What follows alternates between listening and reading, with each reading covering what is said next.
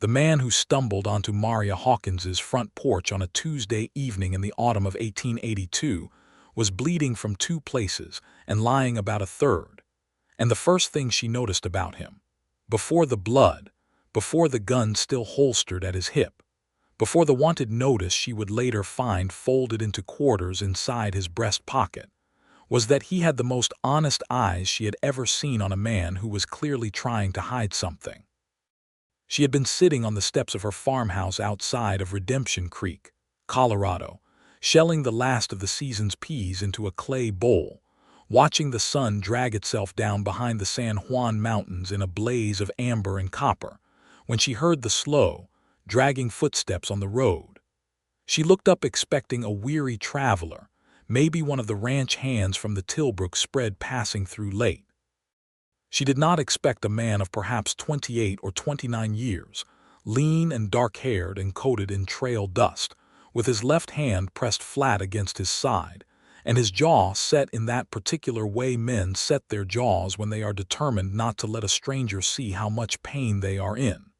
He made it to the gate post. He got his hand around it. Then his knees buckled in a manner that was not at all graceful, and he sat down hard in the dirt of her lane like a marionette whose strings had all been cut at once. Maria set down her bowl.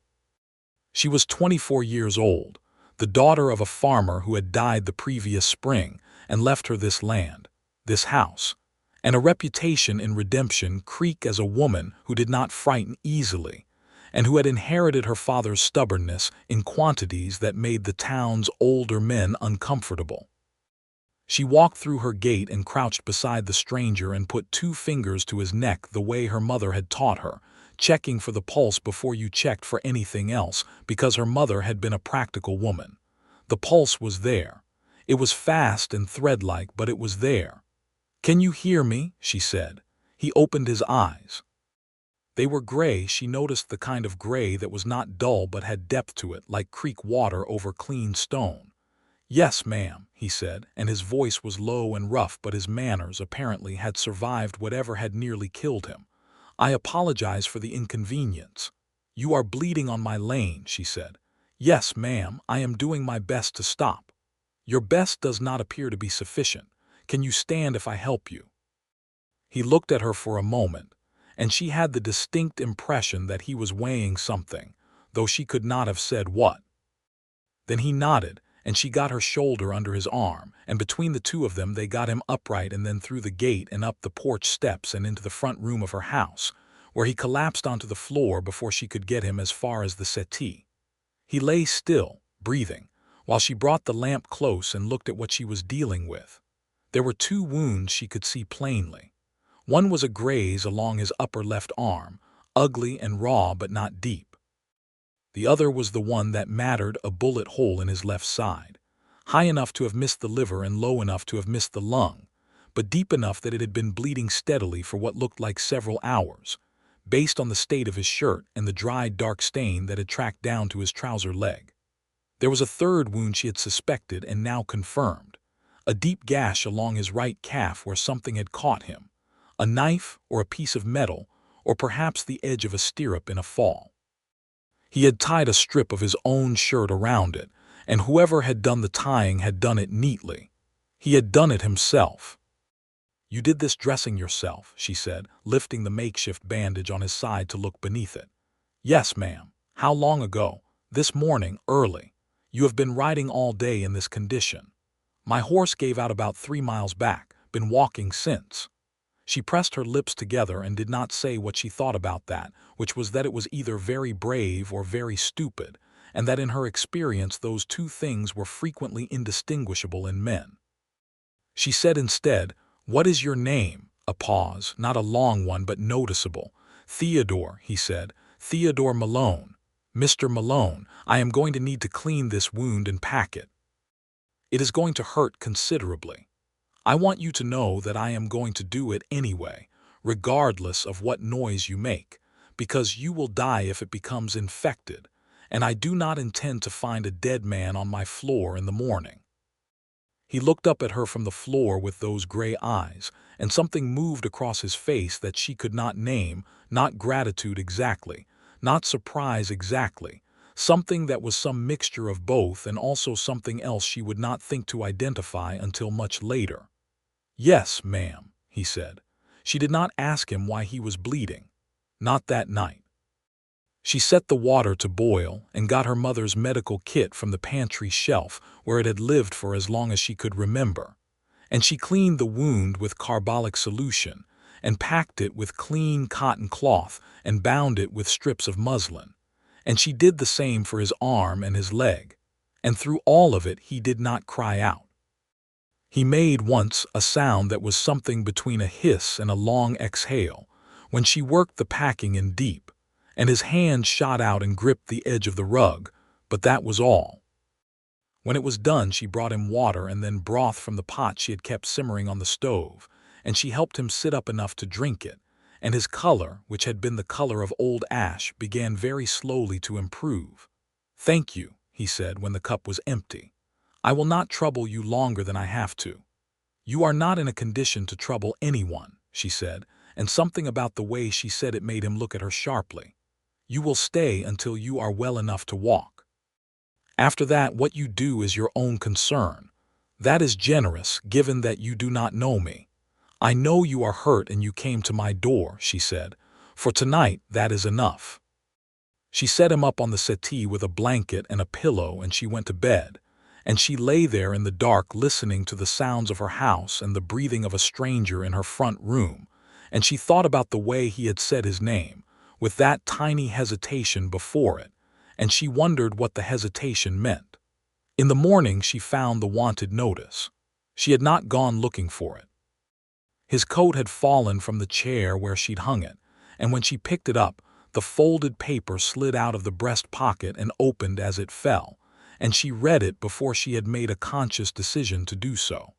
Theodore Malone, known associate of the Garrett Briggs gang. Wanted in connection with 2 bank robberies in New Mexico Territory and 1 stagecoach robbery in Colorado. $500 reward. He was described as dangerous and believed to be armed. She folded the paper carefully and put it back in the coat pocket and hung the coat back over the chair. And she stood in her front room looking at the man asleep on her settee, at his dark hair fallen across his forehead and his long hands slack in sleep, and she thought for a long time. He opened his eyes while she was still looking at him. He looked at her face and then he looked at the coat, and his expression did not change, but she saw the shift in his eyes the moment he understood that she had found it. "Good morning," she said. "Good morning, Miss Hawkins. You know my name. I read it on the mailbox when I came in." She looked at him for another moment. Then she said, "Are you hungry, and when to make breakfast?" She brought him eggs and salt pork and cornbread and black coffee, and she sat across from him while he ate, not speaking, and he ate carefully and did not look at her more than was necessary. And finally, when he had eaten most of it, he set the plate down and said, "You have every right to send for the marshal." "I know I do," she said. "The $500 would be useful to a woman running a farm alone." "It would," she said. "But you are in no condition to be moved, and I am disinclined to have the marshal in my house because he will ask me questions I find tedious. So you will stay until you can walk, and then you will leave, and we will not discuss the other matter." He was quiet for a long time. Then he said, "Why?" She looked at him directly. "Because whatever you have done, you came to my door bleeding and asking nothing more than to not die on the road. That tells me something about you that the paper does not." He had no answer for that. He looked down at the plate and then out the window at the morning light, and the look on his face was something she found difficult to witness, not because it was self-pitying, but because it was not. It was the look of a man who was not accustomed to being given anything freely, and did not quite know what to do with the experience. He told her over the following days, in pieces and not all at once, the way a person tells a truth that has sharp edges and must be handled carefully. He had not been born to outlawry. He had been born in Tennessee, the son of a poor farmer, the 4th of 6 children, and he had come west at 19 with $40 and a good horse, and the intention of finding work on one of the cattle drives out of Texas. He had found work, too, for 2 years. He had been, by all accounts, a capable hand. Then there had been a winter and a drought the following summer, and a man named Garrett Briggs who had presented a version of things that had seemed, at 21 and hungry and out of work, to make a certain desperate kind of sense. He had ridden with Briggs's outfit for 5 years. He had done things in those 5 years that he did not describe in detail, and she did not press him for, though she understood from the silences that framed them that they weighed on him considerably. And now, she said, one afternoon when he had graduated from the settee to a chair on the porch, and was sitting in the thin autumn sunlight with his face tipped up toward it. "Now Garrett Briggs is dead," he said. "Shot by a Pinkerton man outside of Santa Fe 3 weeks ago. The outfit scattered. I was shot trying to get clear of a pursuit near Durango. The other men, I don't know where they went." He paused. "I was trying to get north. Montana, maybe. Start over somewhere no one had a reason to look for me." "Do you think that is possible?" she said, not unkindly, with real curiosity. He was quiet for a moment. "No," he said. "I used to think so. Now I am less certain." He looked at his hands in his lap, those long-fingered hands that were calloused from rope work and reins. "The fever does not help my optimism." She had noticed the fever. It had come on the second night, low and persistent, the kind that comes with infection trying to establish itself. She had been managing it, changing the dressings twice daily, watching the wound for the red spreading lines that would mean the battle was already lost. So far, the wound was not worsening, but he was thin, and he had already been riding for days before he came to her door, and the fever was taking from him what little reserve he had. She brought him willow bark tea and made him drink it, and she made him eat even when he said he had no appetite. And she sat with him in the evenings after supper was cleared, and she mended by lamplight, and he dozed in the chair or watched her work with the kind of abstracted, quiet gaze of a man who is too tired to speak, but not yet ready to be alone. She did not intend to let herself think about him in any way other than as a patient. She told herself this firmly on the 3rd day and again on the 4th, and once more on the 5th. And she was beginning to suspect that the firmness of the telling was itself an indication that the instruction was failing. Because he was, she could not pretend otherwise, even to herself, remarkable company when he was well enough to be company at all. He was not what she had expected from the description on that wanted notice. He was quietly funny, with a dry humor that surprised her the first time it appeared, when she scolded him for getting up and trying to carry his own water pitcher, and he said, without expression, "I apologize. I was attempting to earn my keep before I died, and I see now that the timing was poor."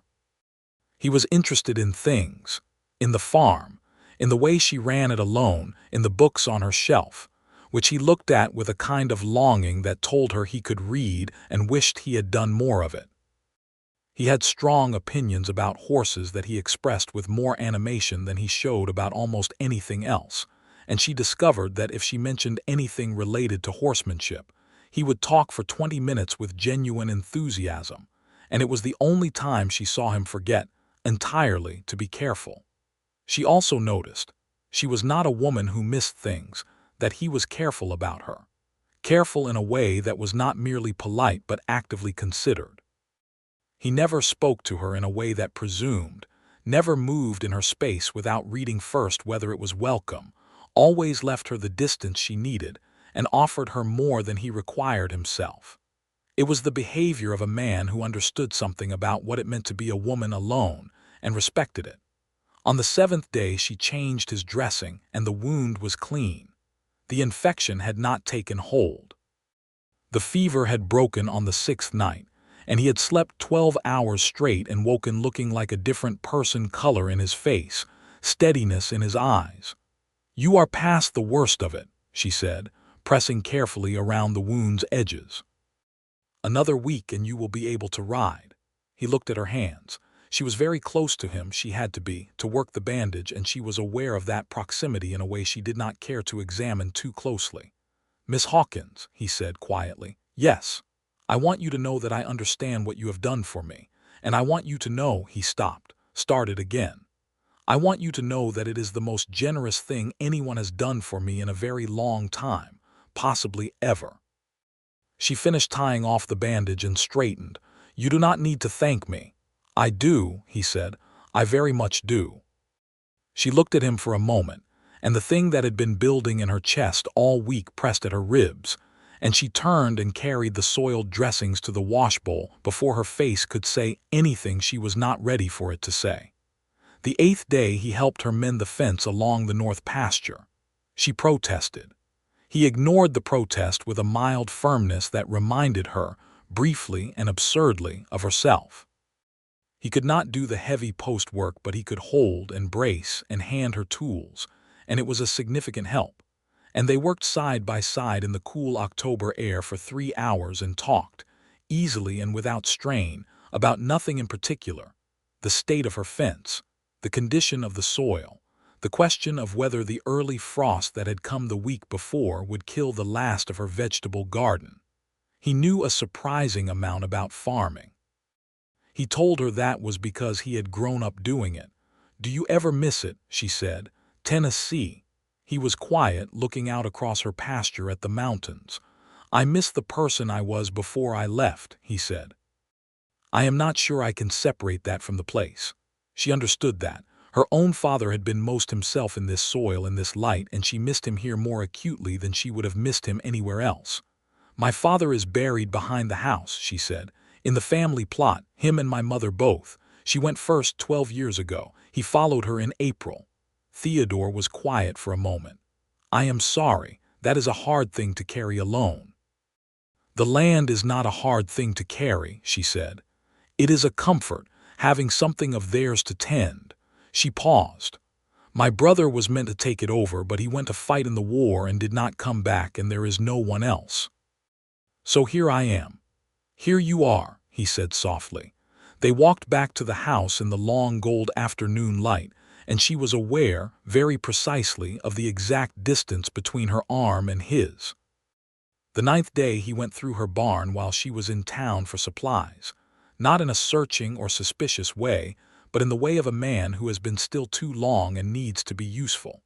And he had repaired the latch on the barn door, which had been broken for 3 months, and replaced 2 rotted boards in the hay loft floor, and cleaned and organized the tack room, which had been in a state of polite disorder since her father's death.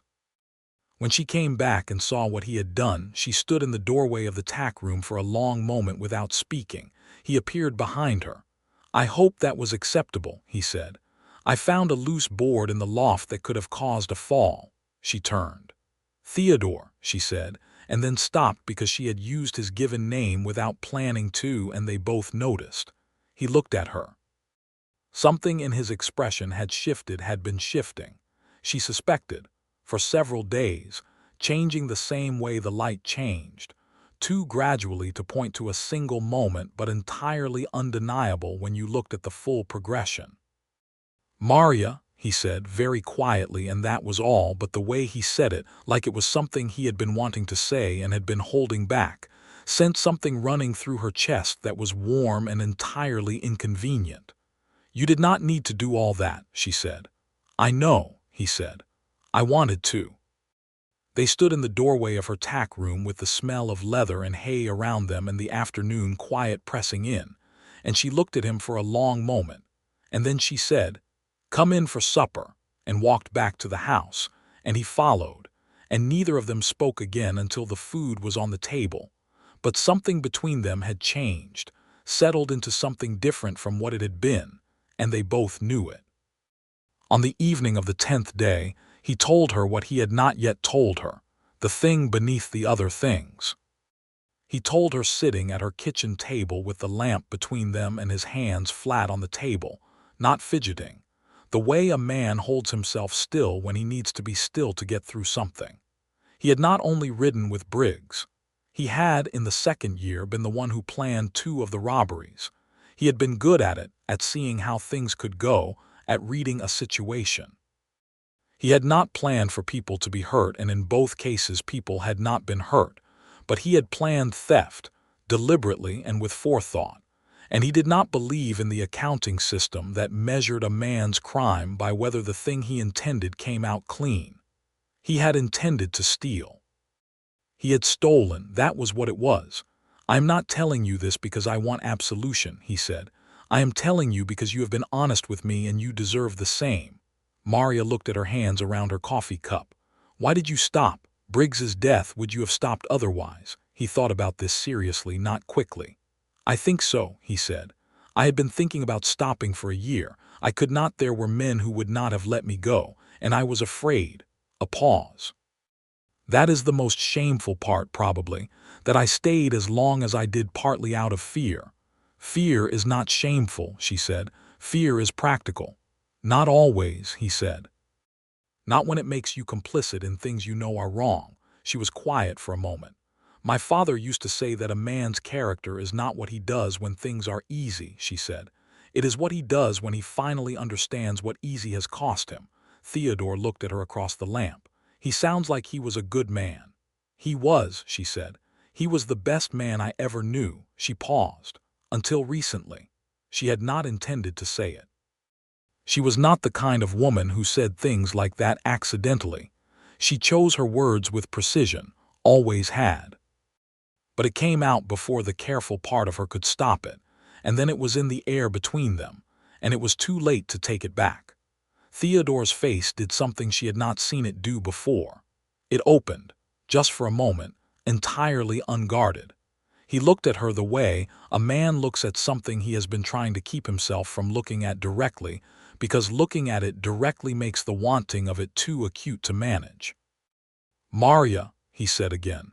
And again it was only her name, but this time it held everything he was not yet saying.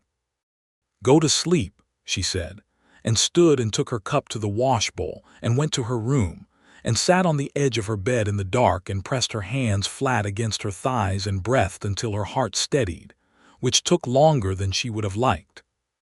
He was better every day after that, and the better he became the more complicated things grew between them, because health had returned him to himself more fully, and the self he was returning to was one she found deeply, unreasonably difficult to look at without feeling the warmth in her chest turn almost painful. He rode with her to check the far fence line, sharing her horse because his own had been found lame and he could not yet ride hard, and they went slowly, and she sat in front of him on the saddle and was very aware of his chest against her back and his arm along her side to hold the reins, and neither of them acknowledged any of it, but both of them were aware, and the silence between them was so full it pressed against her ears like standing water. He said at the far fence line while she was looking at the wire, "I have been thinking about something." "Only one thing," she said without turning. "One thing in particular." She turned then. He was leaning against the fence post with his arms crossed, looking at her with an expression she had come to recognize as his honest face. The one without the guard up, the one that appeared rarely and always meant something important was coming. "I have been thinking," he said, "that the right thing to do, the honest thing, is to ride north as soon as I am able, and not put you in any more danger than I already have. The reward is still active. Anyone who comes through Redemption Creek looking for me will have seen you in my company, and that is not safe for you." She looked at him. "Is that what you have concluded?" "It is the conclusion I keep coming to," he said. "When I am being responsible. And when you are not being responsible." He was quiet for a moment. "When I am not being responsible," he said, "I think about staying." She turned back to the fence. She examined a section of wire that did not need examining. Then she said, "The marshal in Redemption Creek is a man named Aldous Prout, and he is, as I mentioned, tedious. But more relevantly, he is lazy, and he has not organized a significant manhunt in 3 years, and the Pinkerton men have gone back to Denver. If you were to stay, if you were to be seen in the area as a man who was working and settled and not causing trouble, it is possible that you would not be noticed. It is also possible that I would," he said, "and that you would be implicated." "I am aware of that risk," she said. She turned back to him. "I am telling you that I am prepared to accept it." He looked at her for a long time. The mountains were enormous behind him, white-capped and absolute, and the sky was the deep blue of a Colorado October afternoon, and the wind moved through the dry grass around their feet, and she looked at him and he looked at her. "Why?" he said. "Because you mended my fence," she said, "and cleaned my tack room, and you make me laugh, and when you talk about horses you forget to be afraid, and I have been alone here for 6 months, and I am." She stopped. She was not accustomed to being at a loss for words, and she did not enjoy the feeling. She started again. "I am not made for alone," she said finally. "I thought I was. I was wrong." He came away from the fence post.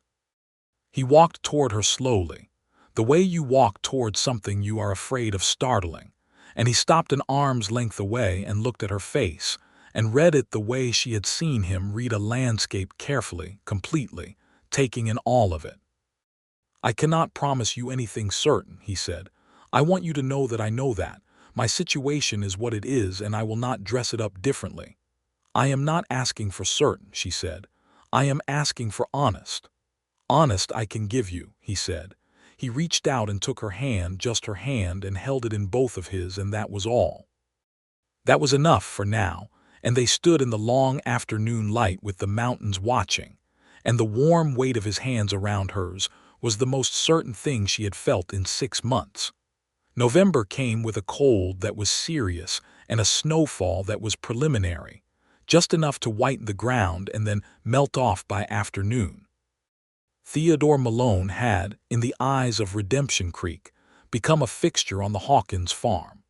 Maria had introduced him at the general store as a hired hand, a man recommended by her cousin up in Grand Junction, which was specific enough to sound true and vague enough to be uninvestigated.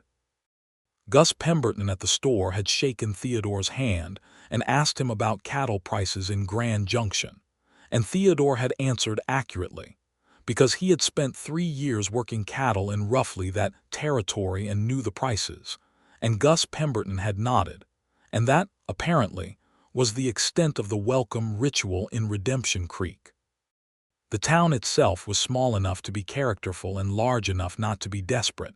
A main street with a general store, a blacksmith, a small bank, a church of the Baptist variety that was enthusiastic if not always musical, a saloon called the Gravel Creek that was more frequently referred to as simply down the street, a doctor named Emmett Fay who was 70 years old and had been practicing medicine since before the war, and a collection of farms and homesteads in the surrounding valley that gave the place its economic life. Maria took Theodore to church on the second Sunday of November, which was a social statement as much as a religious one, and he sat beside her in the third pew and sang the hymns in a quiet baritone that she had not known he possessed. And afterward Reverend Cole had shaken his hand and said he hoped Theodore would find Redemption Creek welcoming, and Theodore had said, with a slight smile that only Maria caught the full meaning of, that the name of the town seemed promising. He was good with people. This surprised her a little, then did not. He was careful with people. He read them the way he read everything, quietly and completely, and he knew how to give each person what they needed in a conversation. He was respectful with the older men in a way that flattered without being obvious. He was easy with the women without being forward.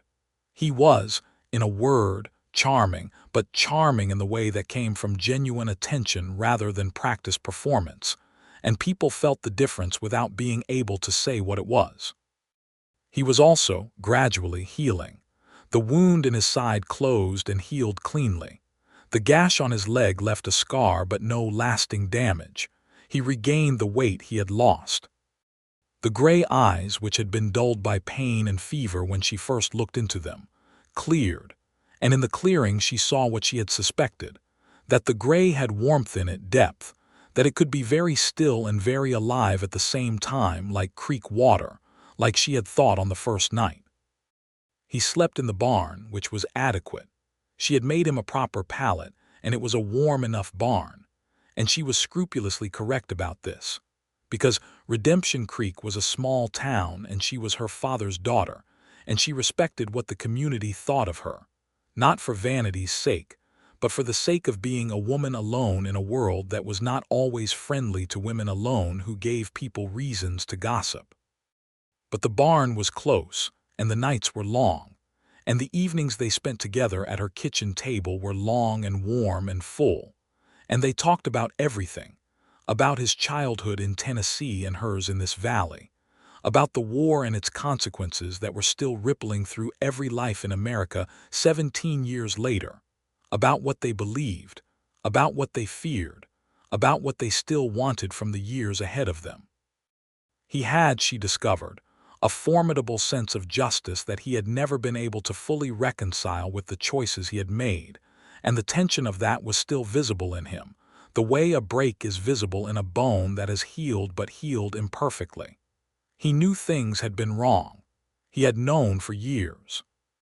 He had not been able to find the exit, and then he had not been brave enough to make one, and the knowing and the inability had ground against each other until there was something raw in the place where they met.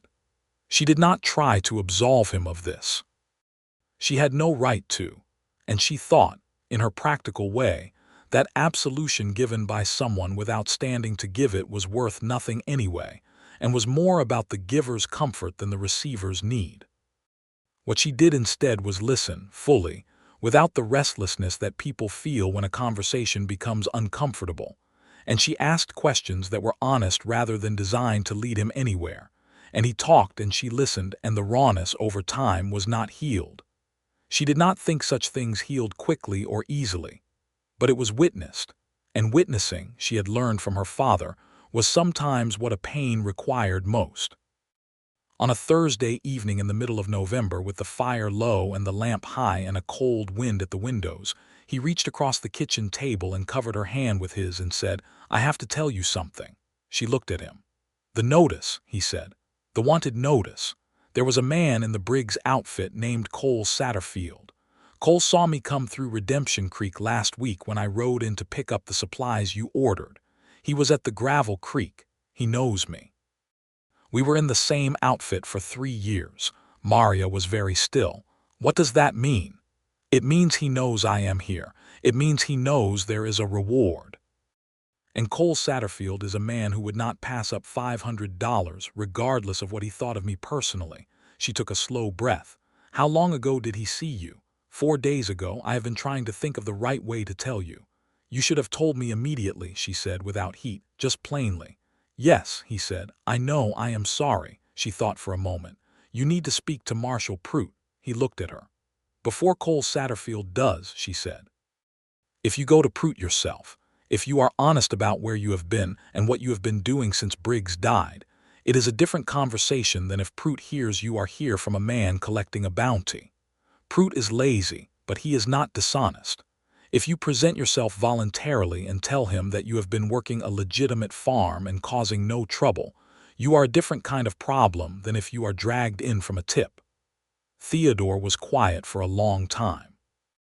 "You are asking me to turn myself in. I am asking you to present yourself to the law on your own terms rather than someone else's," she said. "There is a difference. They may still arrest me. Extradite me to New Mexico. They may," she said, "but they also may not. The robberies you were connected to, no one was killed, is that correct? In the ones I planned, yes, correct. Briggs is dead, the outfit is scattered, you have been working honestly for 6 weeks. You have a witness to your behavior and your character." She looked at him steadily. "I will go with you." He stared at her. "Maria, I will go with you and I will speak to Marshal Prout directly. I will tell him everything I know about you, which is considerable, and I will tell him that I consider you a man of character who has made genuine effort to reform his course, and that I consider you essential to the continued operation of my farm, and that I would appreciate the marshal's discretion." She paused. "Prout is a practical man, a man who can be made to see the practical advantages of a resolution that does not require paperwork and correspondence with New Mexico." Theodore looked at her with an expression that was complex and very full. "You would do that for me?" "I would," she said. "Not only for you." She turned her hand over under his so their palms were pressed together. "For the thing that is happening between us, which I would prefer not to end before it has properly begun." He looked at their joined hands. Then he looked at her, and the thing in his eyes was so clear and so unguarded that she felt it like a physical warmth in her chest. "I am in love with you," he said quietly. "I realize that is a complicated thing to say given the circumstances, and I am not saying it to change what you are offering to do or to manipulate the situation. I am saying it because it is true and because you deserve to know the truth of the situation entirely." She looked at him for a long moment. The fire settled. The wind pressed at the glass. "It is not complicated," she said. "It is the least complicated thing about either of us right now." She squeezed his hand. "I feel it too, entirely." He brought her hand to his mouth and pressed his lips to her knuckles, and she watched him do it, and the gesture was so gentle and so wholly without performance that she felt the back of her eyes go warm, which was a thing that very rarely happened to Maria Hawkins. The following morning they rode into Redemption Creek together, and she sat straight and he sat straight and neither of them spoke much on the ride, but her hand rested on his forearm for the first mile, and he covered it with his own before she moved it, and that said the things that did not need saying. Marshal Aldous Prute was, as Maria had described, a man of particular laziness when it came to anything that required significant effort, but he was not stupid, and he was not unkind. He was in his mid-50s, thick through the middle, with a mustache that had ambitions his face could not quite support. He kept his office largely immaculate, which was the one energetic thing about him, and he looked up from his desk when Maria Hawkins walked in with a man he did not immediately recognize, and the look on her face that meant she had come prepared. She laid it all out for him. She was precise and calm, and she said exactly what she intended to say, and not a word more or fewer. Theodore Malone had come to her door 6 weeks prior in a severely wounded state. He had been a member of the Garrett Briggs outfit, which was now disbanded and its leader deceased. He had been working her farm as a hired hand in good faith. He had caused no trouble. He had been nothing but honest with her.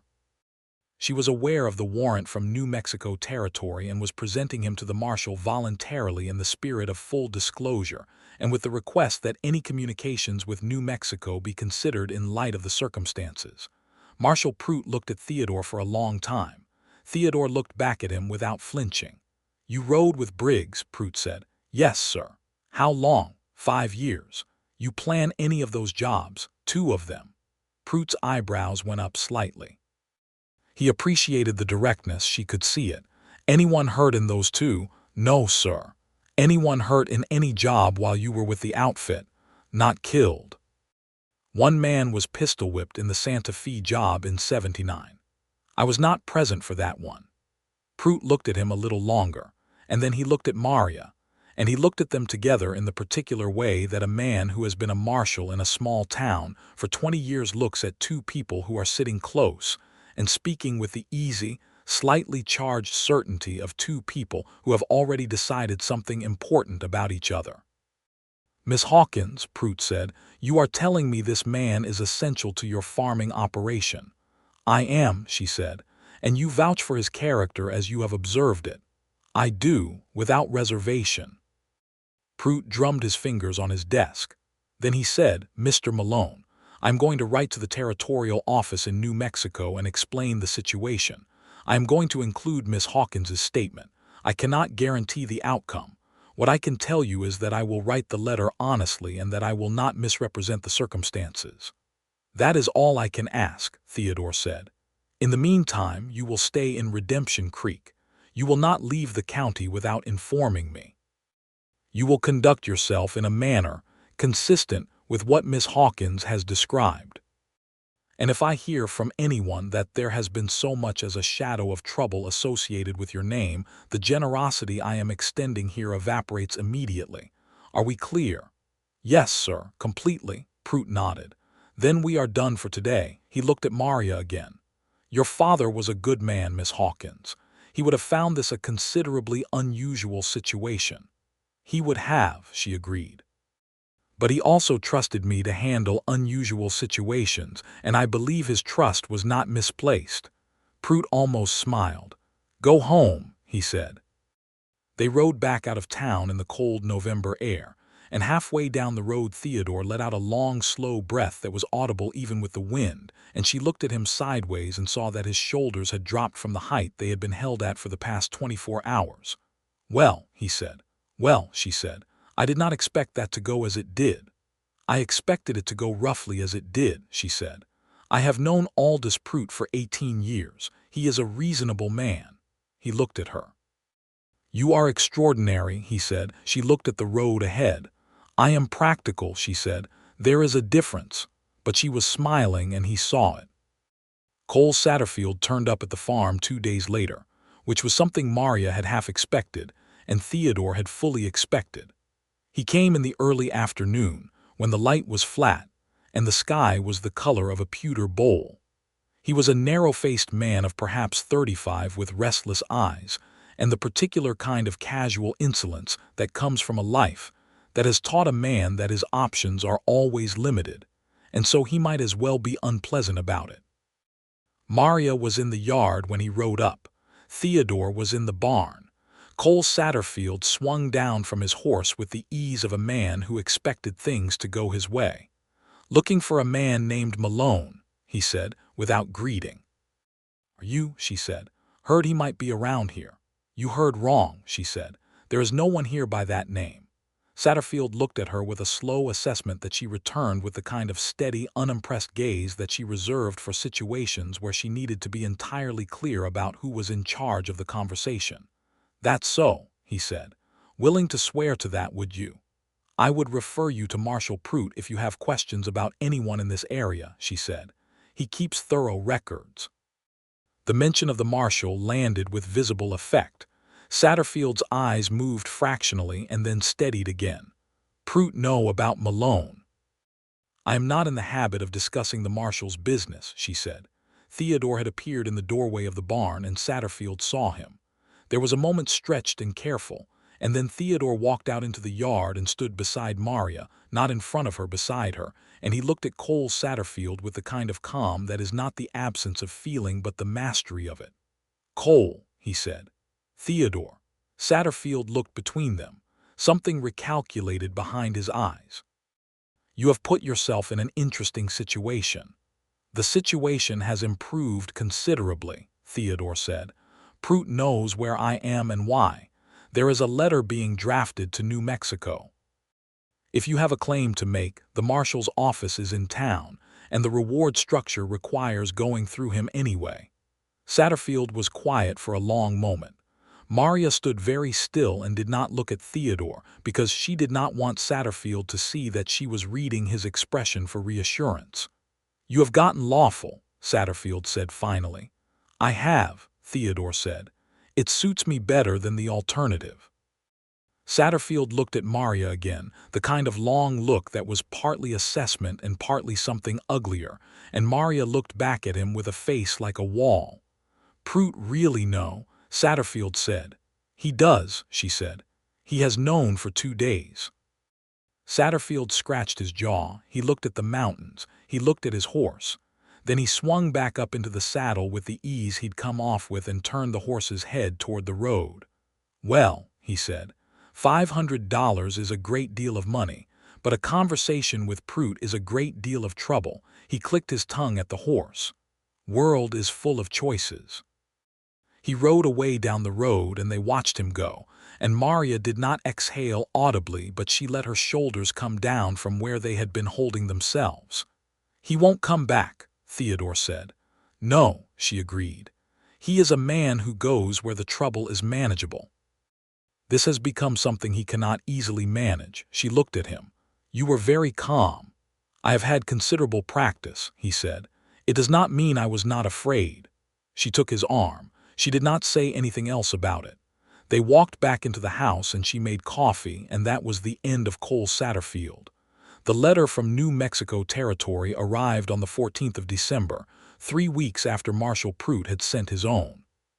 Theodore was at the far end of the south pasture when Maria found the letter on Prout's desk, having gone into town for the weekly supply run.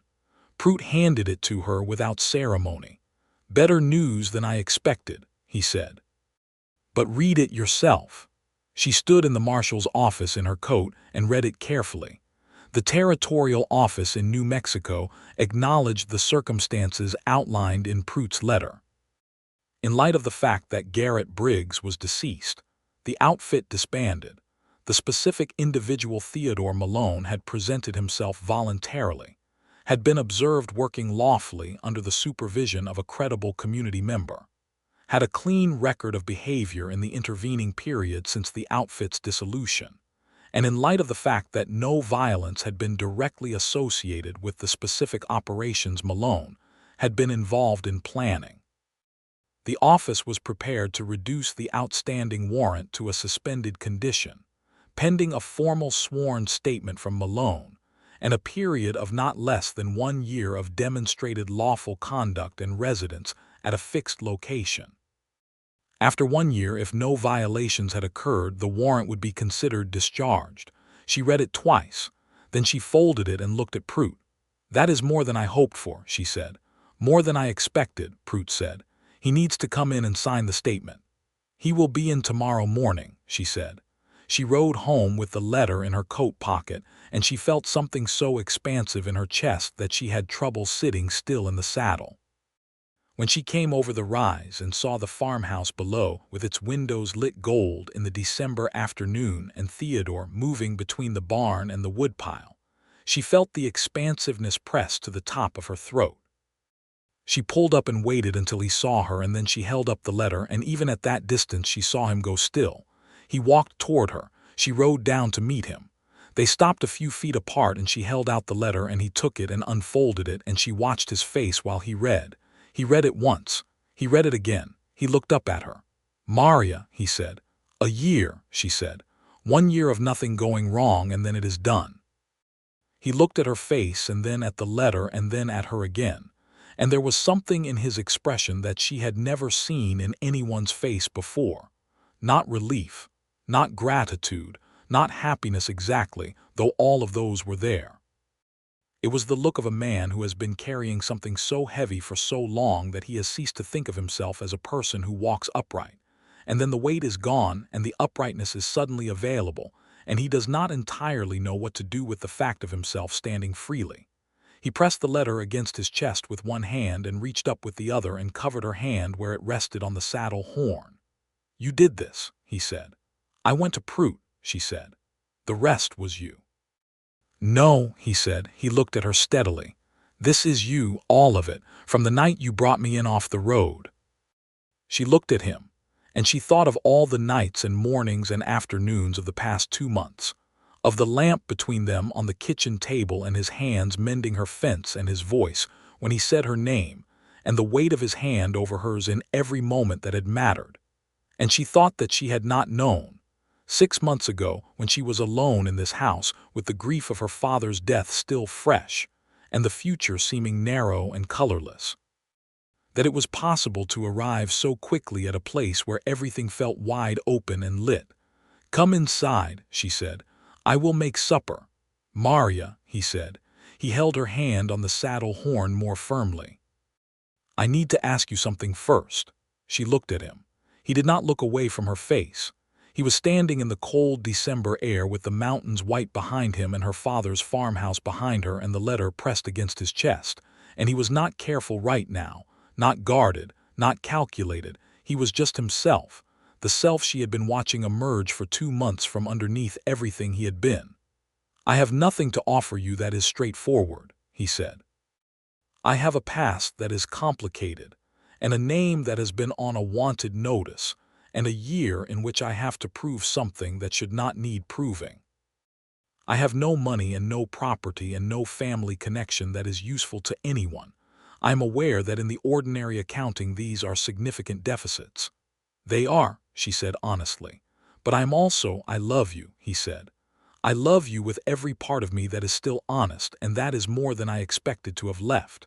And I want to spend that year proving myself to the law and then all the years after it proving myself to you." He paused.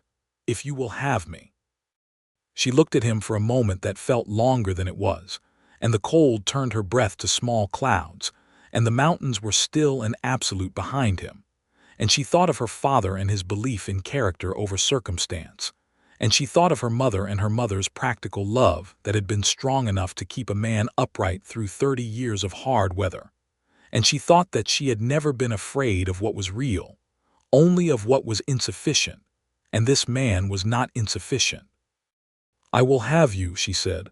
"I have for some time been having you. You simply did not ask yet." He laughed. It was the first time she had heard him laugh freely. Not the quiet, dry humor she had come to love, but a real laugh, open and warm and surprised, and the sound of it went through her like something physical. He reached up and she leaned down, and he kissed her there in the cold December afternoon with one hand still over hers on the saddle horn and the letter of pardon against his heart. And it was not a tentative kiss. It was certain and warm and full, and it lasted a long time. And when it was done, she straightened and looked at him, and his eyes were very bright, and she was smiling in a way she suspected was entirely undignified, and she did not care at all. "Come inside," she said again. They were married on the 15th of March, 1883, in the Baptist Church in Redemption Creek on a day that was unseasonably warm, with a sky so clear and blue it looked painted. Reverend Cole performed the ceremony. Gus Pemberton and his wife attended, and old Dr. Emmett Fay, and the Tilbrook family from the neighboring spread, and a handful of others from the valley who had come to know Theodore over the winter as a quiet and capable and essentially decent man, which was the reputation he had built, steadily and without fanfare, over the preceding months. Marshal Prout came too. He stood at the back in his best coat with his impractical mustache, and his expression of studied neutrality that did not quite conceal that he was pleased about the situation. And when Reverend Cole asked if anyone present knew of any cause why these two people should not be joined in matrimony, Prout cleared his throat once, and then said nothing, and there was a small ripple of gentle laughter through the congregation, and even Theodore smiled. Maria wore her mother's dress, which she had carefully let out at the seams and pressed with the flat iron until it was as close to its original self as it could get. It was ivory cotton with small blue flowers embroidered at the collar, and she wore her hair in the way her mother had worn it, twisted back with a ribbon, and when she walked down the aisle of the small church, she was aware of Theodore watching her walk, and the look on his face was the one she wanted to see on a face for the rest of her life. He wore his clean shirt and his best trousers, and the coat she had repaired for him, and the boots she had polished the night before while he slept, and he was the handsomest man she had ever seen, and she was entirely aware that this was not an objective assessment and did not care. He took her hands when she reached him, and they held each other's hands through the whole ceremony, and he did not let go. And when Reverend Cole said to him, "Do you, Theodore Malone, take this woman?" and he said, "I do." He said it looking at her face with an expression so direct and clear and full that she felt the warm pressure at the back of her eyes again and blinked it away, and was almost successful. When it was done and they were walking out of the church into the March sunlight, and the people of Redemption Creek were gathered on the steps smiling and throwing rice, Theodore kept her hand in his and ducked his mouth to her ear and said quietly, "You are the finest thing that has ever happened to me." And she said, "You are only saying that because you have not seen the wedding cake yet." And he laughed against her hair, and they walked into the bright afternoon together, married. And the mountains were enormous and white, and the sky was impossibly blue, and the land was theirs. The year of the suspended warrant passed the way years pass when they are full, not quickly, but without weight, the way time moves when you are busy and glad. They worked the farm together through the spring planting and the summer growing season and the autumn harvest and the first winter of their marriage, and they were good at it together, better than either of them had been alone, not because they agreed on everything. They did not. Maria had opinions about everything, and so did Theodore, and their disagreements were spirited and sometimes long, but always honest and never unkind, which was the useful kind of disagreement. But because they balanced each other in the specific ways that people who are truly suited to each other do. She was more organized than he was, and he was more patient than she was. She saw the whole structure of a problem from the outside, and he saw its moving parts from the inside. She was the one who made the decisions about what needed to be done, and he was the one who figured out how to do it. And between those two things, the farm in the spring of 1884 was in considerably better shape than the farm of the autumn of 1882. They had also, in the winter of 1883, a conversation that had been building for months, in the way that important conversations build, accumulating slowly through 100 small moments until there is enough of them that the conversation simply arrives. They were sitting by the fire on a January evening when she said, "My father's plot has room for 3 more." He looked up from the book he had been reading. She had gotten him in the habit of reading, which he had taken to with the suppressed enthusiasm of a man who had always wanted the thing and never had access to it. He looked at her and waited. "My father, my mother, and my brother," she said, and 3 empty spaces beside them. "Maria," he said carefully, "are you talking about what I think you are talking about?" "I am talking about the fact that when we are old and have lived our lives fully in this place and on this land," she said, "I want us to be buried side by side in that plot, together with our family." He was quiet for a long moment. The fire crackled. The wind was at the windows. "You are giving me your family's burial plot," he said. "I am saying you belong in it," she said. "You have earned it.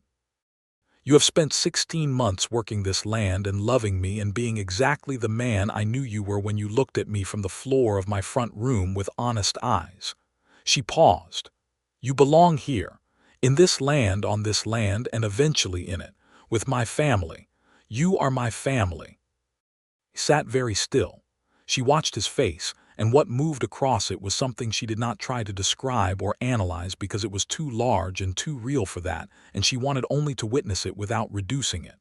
He came off his chair and knelt beside hers and took her face in his hands and looked at her with those gray eyes that were very much not dull, that were the opposite of dull, and he said, "You know what that means to me." "I think I do," she said. "I came to your door with nothing," he said. "Not even a name worth anything." "You had a name," she said. "You had Theodore Malone. You just did not yet know what it was worth."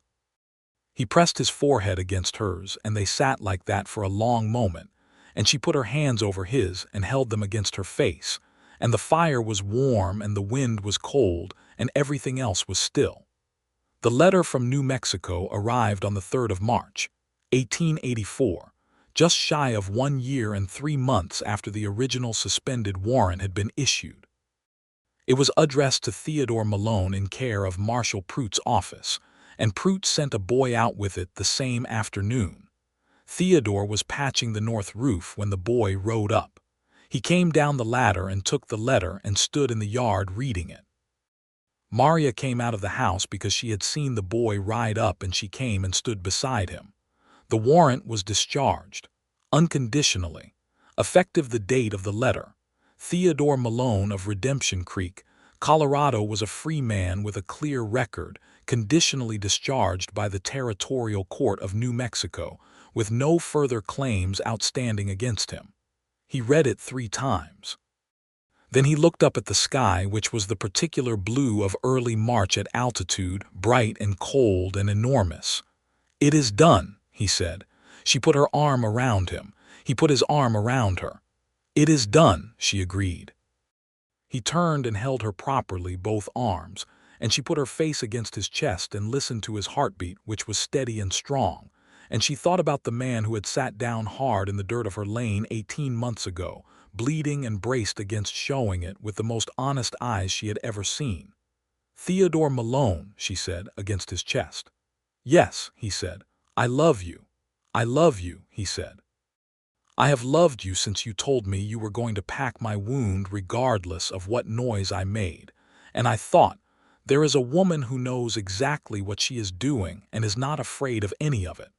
She laughed against his shirt. "That is a very specific moment to fall in love." "I am a specific person," he said.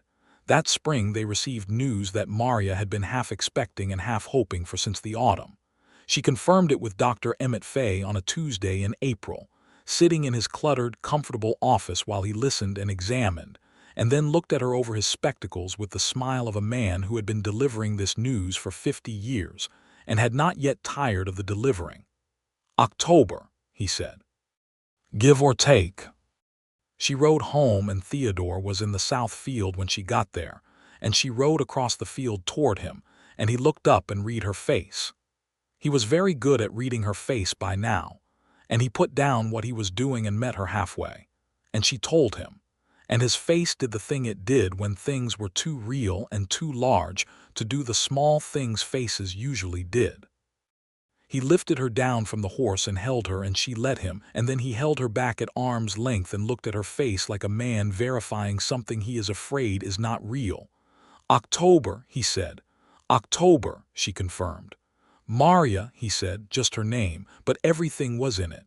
"Yes," she said, "I know." The summer of 1884 was warm and dry, and the crops grew well, and Maria, whose stubbornness extended to her refusal to slow down unreasonably on account of her condition, continued to work the farm with the modification that Theodore became quietly and consistently vigilant about the heaviness of what she carried and the length of what she stood, which she allowed because she had concluded that it made him feel useful and because she found it endearing. He talked to her about it in the evenings, about the baby, about what he hoped for, about what he feared. He was not given to speeches, but he was given to honesty, and the honesty came out in fragments over the long summer evenings, pieces of a picture that assembled itself over time. He was afraid he would not be good enough.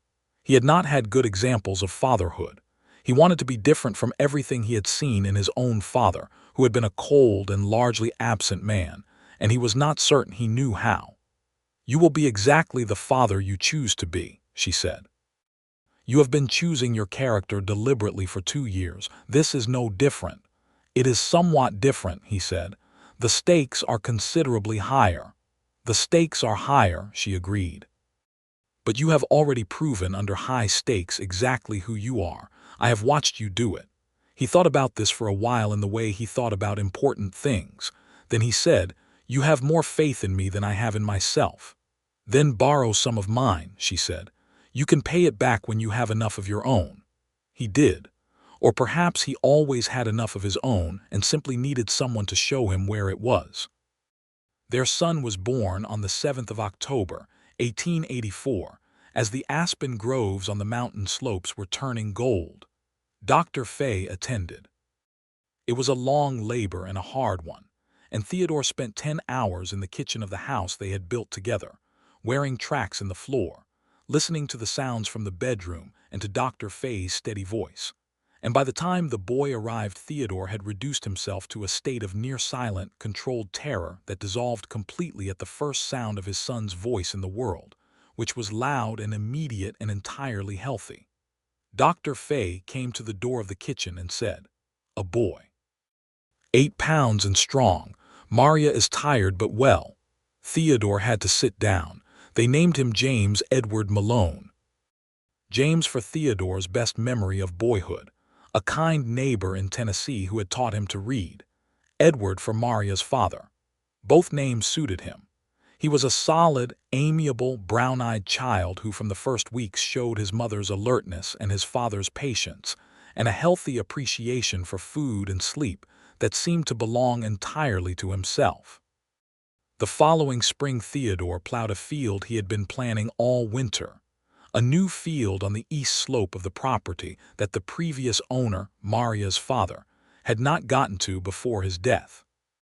He turned the soil through April, and Maria walked the plowed rows with the baby on her hip, and the soil was rich and dark, and Theodore stood at the end of a row and looked out over what they had made together, what they were making, and Maria came and stood beside him, and he put his arm around both her and the child and looked at the field and the mountains and the long spring sky.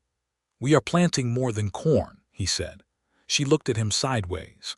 "That is the most poetic thing you have ever said." "I am working on it," he said. She leaned into his arm, and the baby made a noise of general contentment, and the field smelled of turned earth, and the mountains still had snow on them, and the sky was the particular blue that she associated now, indelibly, with happiness. Marshal Prout retired in the spring of 1885, at 60 years of age, and was replaced by a younger man from Pueblo who was more energetic but less judicious, and who in his first 3 weeks managed to cause 2 incidents that Prout would have prevented entirely by simply being difficult to motivate. The town adjusted. Towns always did. Theodore, in his capacity as a man who had some personal familiarity with how law enforcement decisions were made and why, was occasionally consulted by the new marshal on matters of local practical knowledge, which he provided honestly and without reference to his own history, and this consulting relationship evolved into something that was recognized around town as Theodore Malone being a man whose judgment was worth asking for, which was a thing that would have seemed impossible to Theodore at almost any prior point in his life, and which Maria regarded with profound private satisfaction. They put in the new field that spring, and the following autumn it produced more than any of their established fields had, and Theodore expanded the operation the following year, and by 1886 the Malone farm was one of the 3 most productive in the Redemption Creek Valley, which brought them a steady and comfortable sufficiency, if not wealth, which was all either of them had ever wanted from prosperity. James Edward walked at 11 months and talked in full sentences by the time he was 2, which Maria took as confirmation of her gene pool's superiority, and Theodore accepted with the good humor of a man who knows when to concede a point. He was a sunny child, curious about everything, particularly interested in the horses, which suggested either genetic inheritance or the fact that his father spent a significant portion of every day working with horses and talking to them with the animation that horses had always drawn from him. In the autumn of 1886, Maria confirmed a second pregnancy with Dr. Fay, who was now 73 and still practicing, and who said, looking at her over his spectacles in the same office and with the same spectacled smile, "April or May this time. The timing speaks well of your winter." She told Theodore that evening, and he received the news with a confidence and ease that was entirely different from the contained terror of 2 years prior, which made her smile and made him notice that she was smiling. "What?" he said. "You are different," she said. "About this." He thought about it. "I am," he agreed. "I know more about what I am capable of than I did 2 years ago." "You did then too," she said. "You just did not believe it yet." He reached across the table and took her hand in the way he had taken her hand 100 times across this table over 4 years, and she turned her hand over and pressed her palm to his. "You never stopped," he said. "Stopped what?" "Believing in me, even when you had no particular evidence." "I had considerable evidence," she said. "You were just too close to it to see it clearly." He brought her hand to his mouth and held it there, and she watched him, and outside the October wind was at the windows, and inside the fire was high, and their son was asleep in the back room, and she thought that this was a life that had been built from the most unlikely materials: a bleeding man in a lane, a wanted notice in a coat pocket, a woman who had decided not to be afraid, and that it was, for all of that, or because of all of that, the most solid thing she had ever lived inside. The second child arrived on the 23rd of April, 1887. A girl this time, dark-haired like her father but with her mother's gray-green eyes and her mother's look of comprehensive assessment, which from infancy she applied to every new thing in her environment with an intensity that made Dr. Fay laugh and say she had her mother's capacity for sizing up a situation. They named her Ruth Clara Malone, Ruth for Maria's mother, whose embroidered dress had been Maria's wedding gown. Clara for no reason except that, when Theodore said it the morning after she was born, looking at his daughter's face in the early morning light, it seemed to be exactly right. James Edward was 3 years old and largely delighted with the arrival of a sister, with the exception of a brief period of 2 weeks during which he was not delighted with anything, and expressed this through a variety of creative behaviors that taxed his parents' patience in the specific, energetic way that only a 3-year-old can. After the 2 weeks, he resumed his general sunniness, and appointed himself his sister's protector, a role he took seriously, and that Ruth Clara tolerated with the serene indifference of a child who knows she is loved and does not require external management of the fact. On the first Sunday of June, 1887, with the spring fully arrived and the fields green and the mountains showing their summer faces, Maria took her children, James Edward at her side, Ruth Clara in Theodore's arms, to the small family plot behind the house where her mother and father and brother were buried under stone markers that she had maintained with the same care she gave everything she loved. The plot was enclosed by a low iron fence that her father had put up himself, and the grass inside it was kept short and the stones were clean, and the remaining 3 spaces, the ones she had spoken of to Theodore on a January evening 3 years before, were empty ground and green grass and open sky above them. She stood at the fence and Theodore stood beside her with the baby against his shoulder. "Someday," he said quietly. "Not for a very long time," she said firmly. "No," he agreed. "A very long time from now." She opened the gate and they walked in, and she put her hand on her mother's stone and then her father's and then her brother's, and she said the things she said to them when she came here, the small accounting, the things worth knowing, the gratitude that did not require anyone to answer. Then she stepped back and stood beside Theodore and looked at the 3 remaining spaces. "You belong here," she said, as she had said before. "You have belonged here since before you knew it. Since the night you came to the gate and the fence post was all that was keeping you upright." He looked at the spaces and then at her. "Theodore Malone," she said, "you have earned this ground." He reached over and took her hand. James Edward had gotten hold of his other hand and was looking at the stones with the focused seriousness of a child who understands that this is an important place without yet fully understanding why. "What does earned mean?" James Edward said. Theodore crouched down to his son's level. "It means," he said, "that you worked hard and you were honest and you loved the right people and they loved you back, and at the end of it you have something that is genuinely yours." James Edward considered this with the gravity of a 3-year-old engaged with a large concept. "Like the horses," he said. "Very much like the horses," Theodore agreed. Maria watched her husband and her son, and felt the thing in her chest that had been building since that first evening. Not building exactly, not accumulating, but deepening. The way a thing deepens when it is real, when it has been tested and tested again and held again, when it has been rained on and dried out and planted and harvested and brought to its fullest self by everything that tried to diminish it. She thought about the wanted notice folded into quarters in a coat pocket. She thought about a man sitting down hard in the dust of her lane, too proud to ask for help and too badly hurt to refuse it. She thought about gray eyes that were honest even when the man behind them was trying very hard to hide, and a voice that said her name like it was the only word that mattered, and hands that mended her fence and tended her land and held her in the dark and held their children in the light. And she thought that she had not gone out to that gate to find something. She had gone out to that gate because a man had fallen down in her lane, and she had not been the kind of woman to walk past that.